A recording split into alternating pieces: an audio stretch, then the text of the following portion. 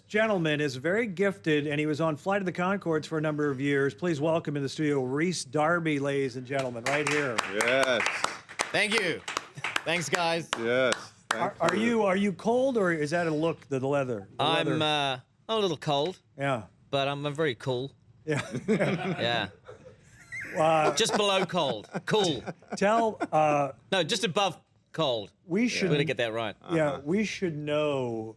Some of us don't. Like in the United States, I grew up in Minnesota, in the middle of the country, and then the East Coast and the West Coast people, they don't know the middle of the country. We should know where New Zealand is. It's down under near Australia, but most people don't know, right? Yeah, let's learn some stuff tonight. I was just learning about Maoris. I'm just trying to educate you. You educated me a little bit. I didn't know much at all. Our indigenous people, the Maori.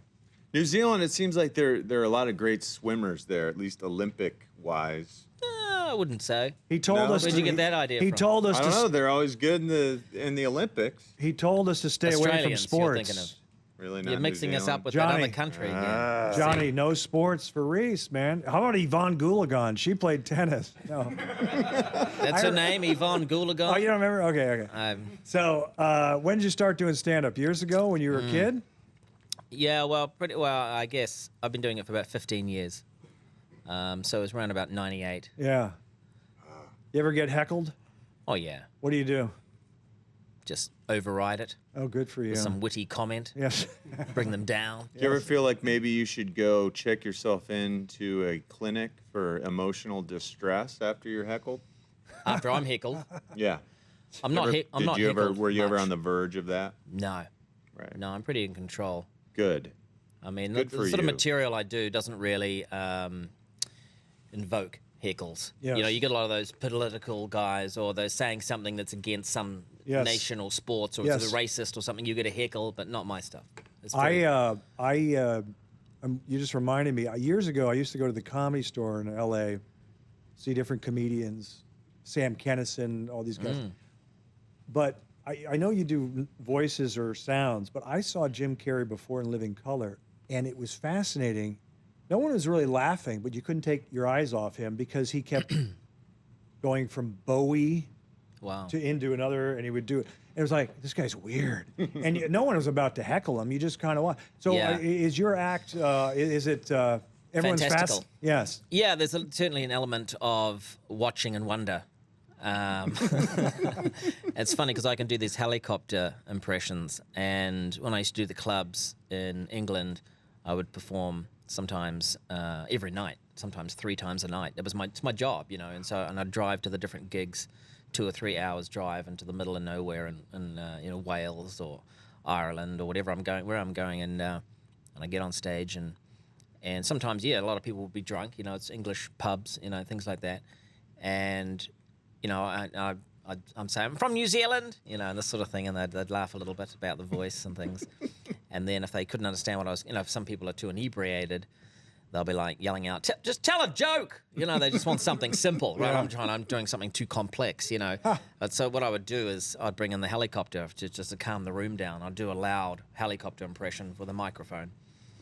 And I can do a little, so I'll do an impression now. But I'm waiting. Not, No, I'm just get on with it. I wasn't going to do it, but yeah. So I do this sort of thing.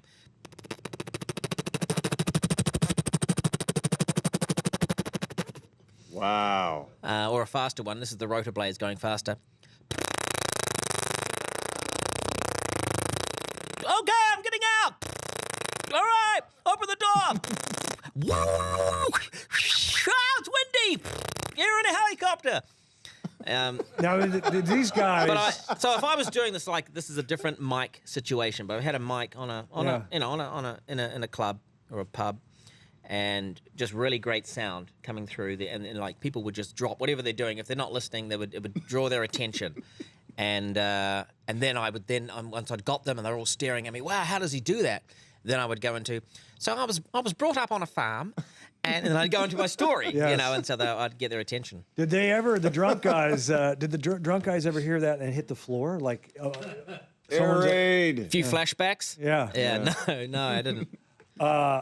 What if I give you some things? Can you do them or not? You do everything. I can just name things. I can just say. You can do what you like, and I'll give it a whirl. And we'll do that for I'm a not little, trying to stump you. Yeah. We'll do that for a little bit. I'm not going to be a dancing monkey boy for the Yes. show. I'll do it for 15 seconds. 15 seconds, okay.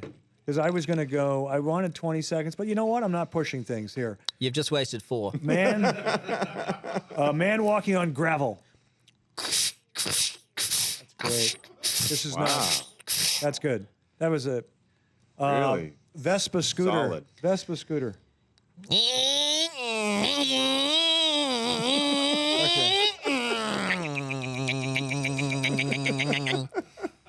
Wow. You guys have Time's up! Yeah, that was good. That was very good, by the way. I Oh appreciate it. yeah, it was. So how did you decide It's weird, that you isn't were it? going Stupid. to work on those sorts of sounds? For me, Yeah. watching the original Police Academy movie, I always wanted to be able to be that guy. Same here. Of course, I couldn't. You discovered that you had a knack for that sort of thing? I guess. I I watched those films as well, but I wasn't Yeah. obsessed by it. I didn't want to go, that's right, that's me. But I liked what I did, and I thought, well, Yeah. that's cool that humans can do that. Yeah. And then I would just go and play with my toys, my Hot Wheels cars or my action figures, Star Wars action figures, whatever. And I would do all the sound effects when I play with them. So I'd do all the helicopter noises or racing cars or, laser guns, all that sort of stuff. And I just really got into it. And then I thought everyone could do it. I just figured everyone, and then when I started getting into stand-up comedy, I would tell stories on stage and I would do the sound effects that go with the story because I sort of act the story out. I would sort of, I would give a 3D model of it. So I would do Very entertaining, mime and stuff, yeah. and I would do the sound effects, and people would go, "Wow, that's really, you've got a thing there." And I was, "Oh, okay." So it was sort of almost a surprise to me. It's not something I worked on. It's not something I sat in the bedroom and just sort of really rehearsed. It's just something that came out of me. Were you an only child, Rhys? Kind of. Yeah. I've got 3 sisters and a brother. But You spend time in a certain way. You were, yeah, I get you, yeah. So when you do these sound effects, and you guys were referencing what, Michael Winslow, the guy from Police Academy. Oh yeah, sure. When you're not impressions, not just sounds, not impressions of actors or performers. I've never done impressions of famous people. Yeah. No, I don't know. It's not. Yeah, me. I'll give you a list of a few guys. I'm kidding. Let's give it a whirl. Yeah. I'll be terrible. So is your act? Well, let me ask you. When you did, I should have seen Flight of the Conchords, but I don't see everything. I don't see Okay. everything. Well, if you do want to see one thing That's the one. in the comedy spectrum Yes. on television, you should aim for that. Did you do sounds in that or just act? No, I was just acting. Very different to who I am standing here right now. Yes. I was their band manager, so it was. Okay. You guys seen the show over there? Yeah. Somebody has. It was very popular. One dude. How many seasons was that on? 2.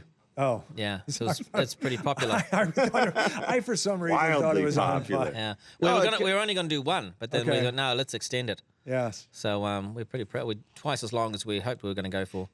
Yeah, people love that. I mean, people love the Flight of the Conchords, though. A lot of big fans out there. Yeah. Do you get noticed? Do you get recognized all the time? Not all the time, but so like I'll go for a month with nothing, and then someone will come up and won't just be a recognized. It'll be a full hug and a photograph and come and meet my family. So it's kind of an obsessive thing, but it's very random. And yeah, so it's good. It's kind Serious, devoted of like devoted, fans. but yeah, far and few between, which is cool. That's a good way to Yeah. have it. Yeah. Without a doubt. You're in town for the festival, correct? Yes. Yeah. And you already do any nights yet, or when did it start? Yesterday. Tomorrow night. Today I did a spot on Letterman, which was exciting. How'd that go? Really good. Did the helicopter bit kill? I did a helicopter bit. Yeah. Yeah. No one dropped down to the floor. And then so tomorrow night and Saturday night down at the Gotham, I'm doing a full hour show. I think I'm doing two shows tomorrow and 3 on Saturday. Wow. Stay with us. We're going to come back more with Rhys Darby right after this. The Artie Lange Show, weeknights on Audience, only on DirecTV.